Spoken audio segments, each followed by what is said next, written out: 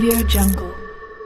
So what's up mga kaoye? For today's video, napabisita pala kami dito sa lugawan ni Ona. Eto nga lokasyon niya dito sa Bulacan mga kaoye. Nabanggit kasi sa akin na meron daw dinadayong lugawan dito. At hindi lang yan mga kaoye, meron din silang kwek-kwek, lumpia, dila, tokwa, at okoy. Eto na nga po mga kaoye ang kaganapan ng oras na yan. Shoutout po pala sa staff nila, very friendly at accommodating talaga. Alas 9 nga pala yan ng umaga mga kaoye nang dumating kami dyan. Idagdag mo pa dyan ang pares nila. At ito na nga dumating na ang order ko, ang dambulilit. Oh, di ba? Pangalan pa lang, talagang mabubusog ka na.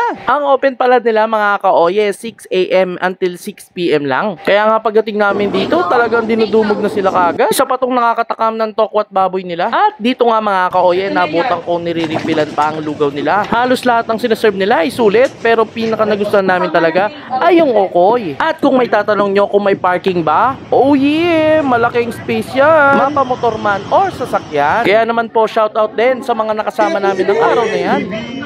Alright.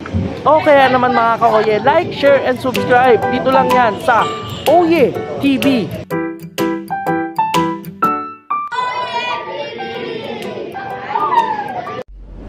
Audio Jungle. Audio Jungle.